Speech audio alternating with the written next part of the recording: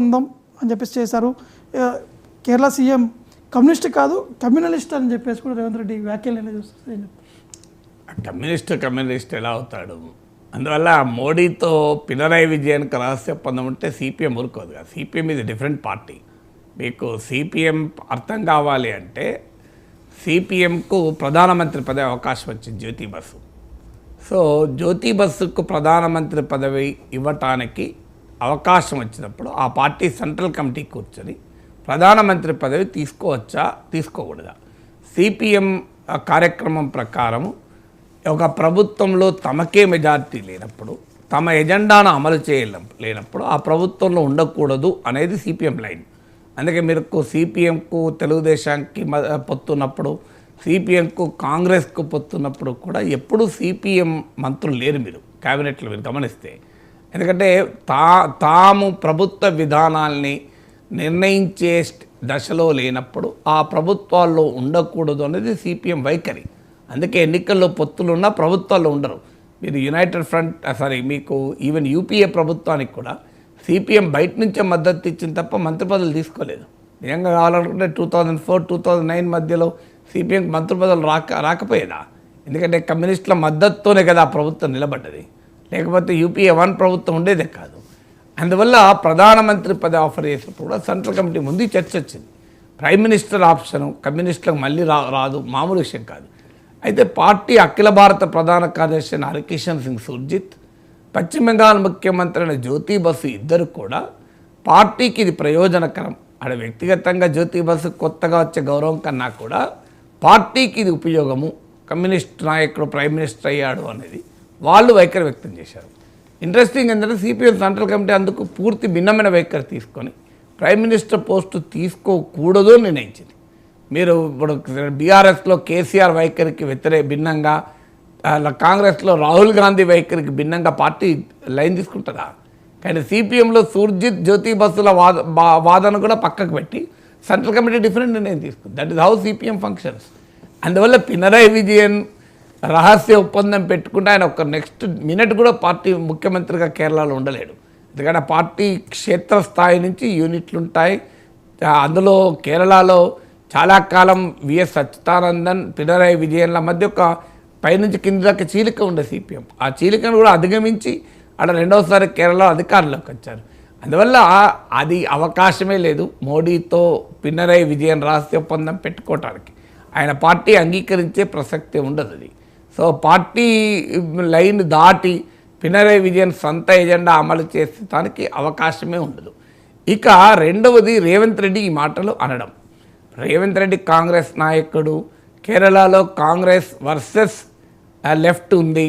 వాయనాడ్లో కూడా సిపిఐ అఖిల భారత నాయకురాలు రాహుల్ గాంధీపై పోటీ చేస్తున్నారు. అందువల్ల కాంగ్రెస్ నాయకుడు ఖచ్చితంగా అక్కడ కమ్యూనిస్టులను విమర్శించకుండా ఓట్లు పడవు. ఆ డైలమా ఉంటుంది. అంటే ఢిల్లీలో ఇండియా కూటమి కాంగ్రెస్ కమ్యూనిస్టులు మిత్రపక్షాలుగా ఉండి జాతీయ రాజకీయాల్లో బీజేపీకి వ్యతిరేకంగా మిత్రపక్షాలుగా ఉన్నప్పటికీ కేరళ రాజకీయ పరిస్థితి వేరు. ఇప్పుడు బెంగాల్లో కాంగ్రెస్ సిపిఎం కలిసి పోటీ చేస్తున్నది. మీకు రాజస్థాన్లో కూడా ఒక సీటు సికార్ సీట్లో సిపిఎం కాంగ్రెస్తో కలిసి పోటీ చేస్తుంది. తమిళనాడులో డిఎంకే నాయకత్వంలో ఒకే కూటమిలో ఉన్నారు. తెలంగాణలో కూడా కాంగ్రెస్ ఇప్పటికే కాంగ్రెస్కి సిపిఎం మద్దతు కూడా ప్రకటించింది, తాము పోటీ చేసే ఒక సీటు మినహా. సో ఇలాంటి పరిస్థితుల్లో కాంగ్రెస్ పార్టీ నాయకుడిగా రేవంత్ రెడ్డి కేరళలో ప్రచారం. ఆయన కాంగ్రెస్ నాయకుడే కాదు, తెలంగాణ ముఖ్యమంత్రి కూడా. ఈ రెండు కూడా కీలకం. కేరళకు చెందిన కాంగ్రెస్ నాయకులు కమ్యూనిస్టులపైన విరుచుకుపడ్డారంటే వాళ్ళకి అవసరం కనుక విరుచుకుపడతారు. జాతీయ స్థాయి కాంగ్రెస్ నేతలు కేరళలో ప్రచారం చేసినప్పుడు విమర్శలు చేశారంటే కేరళలో అవసరం కనుక విమర్శ చేస్తారు. కానీ తెలంగాణ సీఎం వెళ్ళినప్పుడు తనకిక్కడ మిత్రపక్షమైన, తెలంగాణలో కమ్యూనిస్టులు మిత్రపక్షాలు, ఇక్కడ మిత్రపక్షాల పైన ఆ స్థాయిలో విమర్శలు చేయడం రాజకీయంగా సరైందా అనేది రేవంత్ రెడ్డి ఆలోచించాలి. అది రేవంత్ రెడ్డికే నష్టం.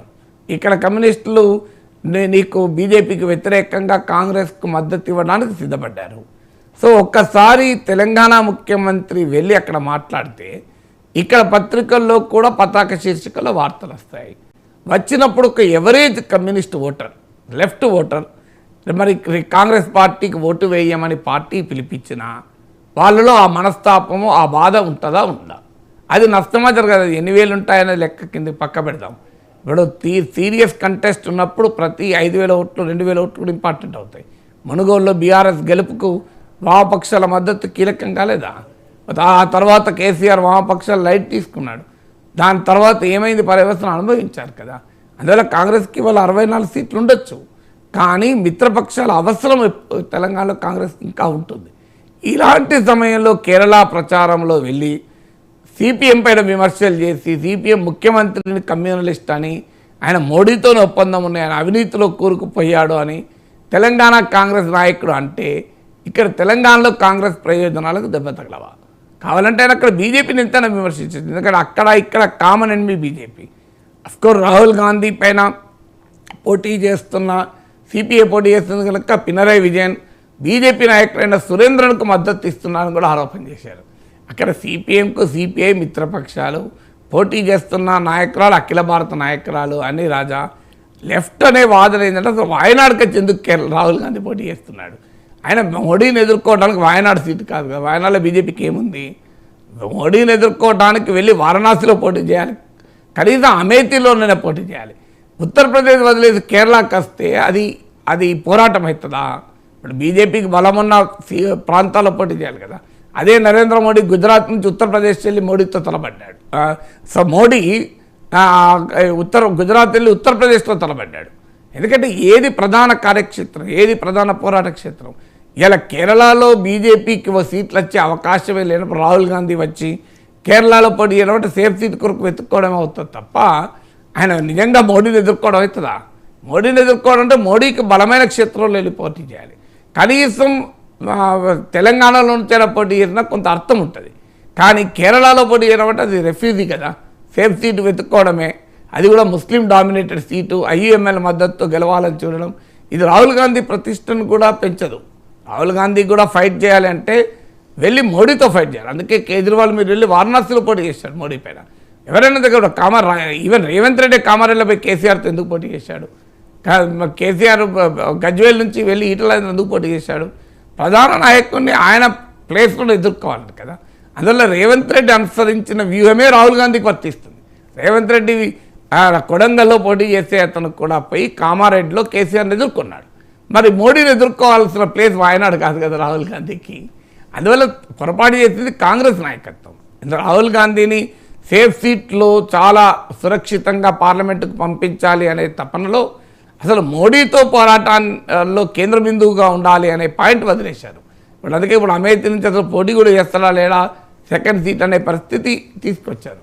సో ఈ పరిణామాలు ఉన్న నేపథ్యంలో వెళ్ళి కాంగ్రెస్ కమ్యూనిస్టులు మోడీతో ఒప్పందం అంటే ఈ దేశంలో ఎవరైనా కలుస్తారు తప్ప బీజేపీ సిపిఎం కలిసే అవకాశమే లేదు కదా. వాళ్ళు ఐడియాలజికల్గా కూడా చుక్కెదరు కదా, మీకు ఎవరైనా కలవచ్చు దేశంలో. ఏ రెండు రాజకీయ పార్టీలైనా దేశంలో కలిస్తే కలవచ్చేమో, కానీ కమ్యూనిస్టులు బీజేపీ అయితే కలిసే అవకాశమే లేదు. అది ప్రాక్టికల్గా సాధ్యం కాదు. ఎందుకంటే